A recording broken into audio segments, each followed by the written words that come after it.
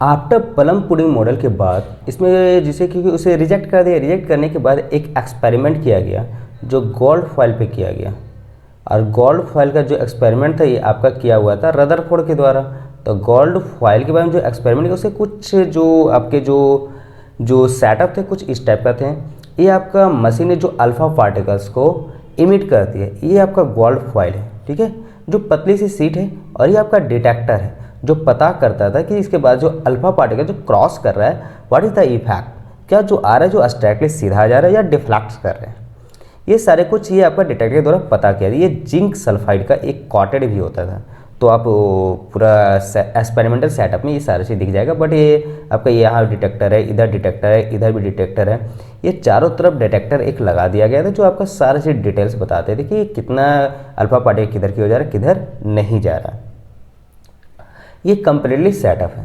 इसके बाद इसमें क्या क्या एक्सपेरिमेंट किया, क्या क्या डाटा हो, इसके बारे में हम लोग डिटेल से देखेंगे। तो यदि इसमें बताया जाता है, यदि हम लोग डिटेल से देखें तो पता चलेगा कि ये सारा चीज़ जो था जो आपका इफेक्ट हो रहा था इसमें कुछ ना कुछ ऐसी घटनाएं हो रही थी जिससे अभी देखिए हम बात कर रहे थे। क्योंकि अभी हम लोग बात कर रहे थे क्या कि कैसे वहाँ पे आ रहा है अल्फा पार्टिकल। जब ये अल्फा पार्टिकल यहाँ से निकल रहा है, निकलने के बाद ये जो इफेक्ट दिया ये गोल्ड फॉइल है जो यहाँ पे पतली जो सीट थी जिससे क्रॉस कर रहा था, ये पतली सी सीट है। तो इसमें जब देखा गया तो कुछ जो रहे देखिए डायरेक्टली क्रॉस कर जा रहे, कुछ रहे जो डायरेक्टली क्रॉस कर जा रहे, कुछ जो है जो यहाँ से टकराने पर रिफ्लेक्ट भी कर रहे हैं। ये जो यहाँ पे डिफ्लेक्ट कर गया, कुछ ऐसे चला गया, कुछ आपका रिटर्न बैक आ जाता है। देखिए यहाँ से कुछ ऐसे चला गया, कुछ यहाँ से रिटर्न बैक आ रहा है। तो ये सारे जो हो रहे घटनाएं ये आपका क्यों हो रहा है इसी के बारे में ज़्यादा डिटेल्स, क्योंकि उन्होंने इसी पे सारी रिसर्च किया तो एटम के जो स्ट्रक्चर था उसके बारे में बताया था। यदि हम लोग इसके बारे में बात किया जाए तो इसका एक और आप एक्सपेरिमेंट देख सकते हैं जिसमें क्या गया था कि यदि आप इसको ऑन किया जाता है, क्योंकि ये अल्फा पार्टिकल्स जा रहे हैं, क्या जा रहे हैं, ये अल्फा पार्टिकल्स का है। और जो यहाँ पे जा रहे हैं क्रॉस कर रहे हैं अल्फा पार्टिकल्स। यदि इसकी एक एरो के भांति से हम लोग देखेंगे तो कुछ आपको इस टाइप का स्ट्रक्चर दिखेगा।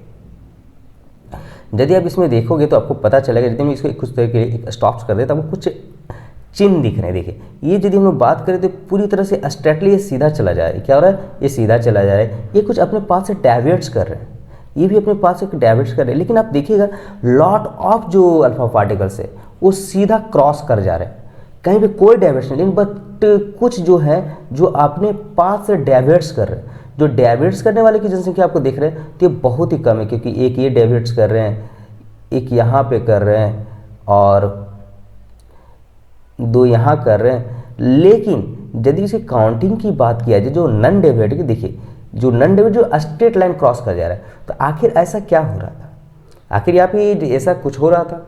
यदि इसमें ये पूरी तरह से ये जो स्पेस है ये पूरी तरह से खाली है तभी ये जा रहा है, यदि ये भरा हुआ है तो जाता नहीं। और यहाँ पे कुछ ऐसी चीज़ जमा है जिसे टकराने के बाद क्या हो रहा है, अपना पाथ डाइवर्ट्स कर जा रहा है।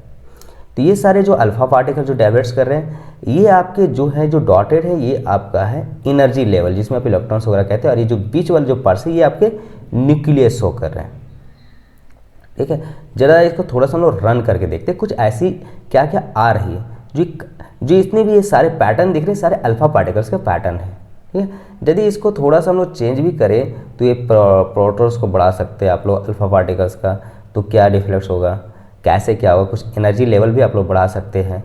तो ये सारी चीज़ अंतर आपका सारी चीज़ में आपको अलग अलग डिफरेंस देखने को मिलेगा। यदि आप न्यूरॉन्स भी बढ़ाएंगे तो भी हमको इफेक्ट दिखेगा। तो ये सारी चीज़ जो है आपके अल्फा पार्टिकल्स के थ्रू से हैं। यदि आप सिंगल एटम्स में बात करें तो ज़्यादा कुछ नहीं दिखेगा। ये देखिए आप यहाँ पे भी देख रहे हैं तो आपको कुछ एक डिफ्लेक्शन के बारे में दिख रहा है।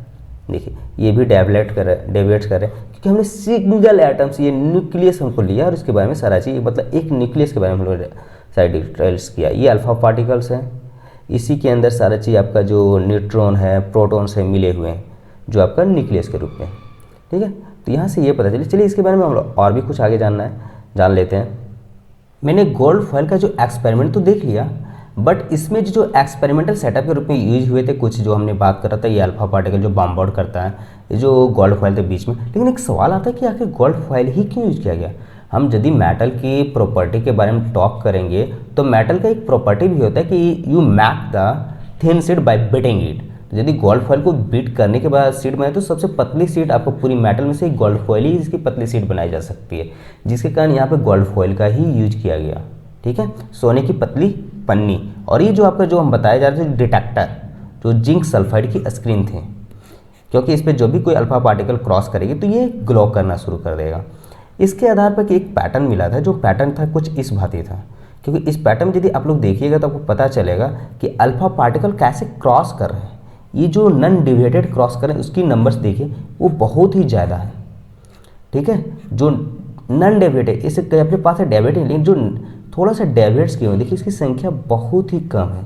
एक यहाँ है, एक इधर है और एक ये है। इसे कैसे जो अपने पास से डेविएट्स किए हुए हैं, अपने पास से क्या किए हुए, थोड़ा सा डेविएट किए हुए। और यदि हम जो रिवर्स बैक के बारे में देखिए, ये आपका रिवर्स बैक है, रिवर्स बैक वाले भी देखिए तो और भी कम मिलेंगे।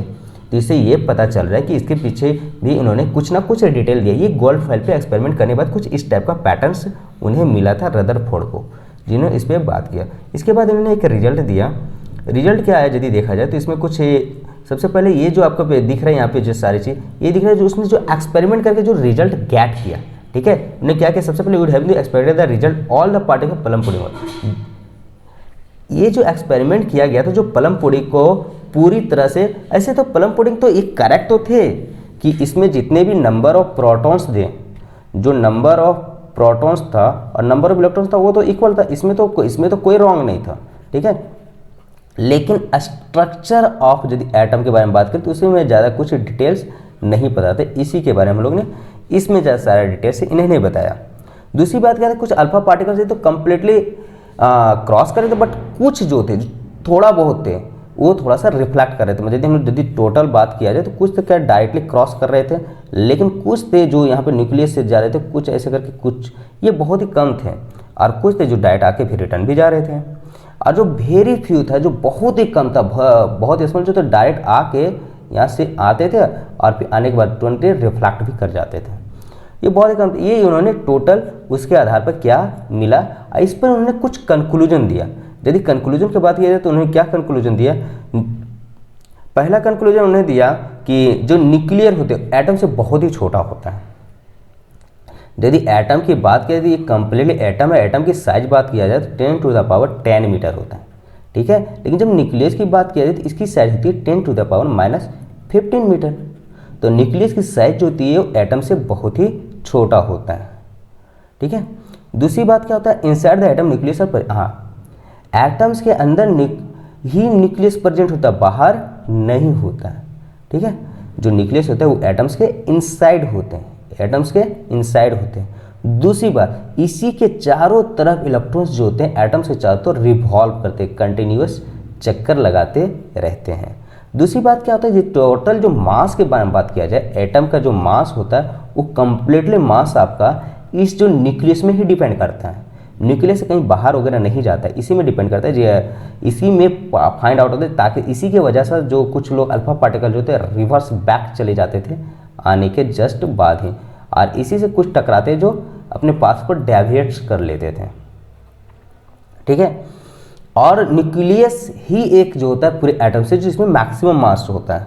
दूसरी बात, जो न्यूक्लियस में जो पॉजिटिव चार्ज होते हैं वो आपका जो इसके अंदर का जो पॉजिटिव चार्ज होते हैं, क्योंकि हमने जो बात करी थी एक एटम से और बीच में जो न्यूक्लियस, इसमें क्या होते थे, पॉजिटिव चार्ज होते थे। इसके प्लस प्रोटॉन और प्लस न्यूट्रॉन पाए जाते, जिसमें कोई भी चार्ज नहीं होते न्यूट्रॉन में, लेकिन जो चारों तरफ से रिवॉल्व कर रहे थे कुछ इस भांति, जिसमें हम लोग पाया किया जाता था इलेक्ट्रॉन्स। तो जो ये रिवॉल्विंग था चारों तरफ से, इसमें क्या पाया जाता है, इलेक्ट्रॉन्स का नेगेटिव चार्ज या प्रोटॉन्स का पॉजिटिव चार्ज, ताकि तभी तो ये न्यूट्रल होता था।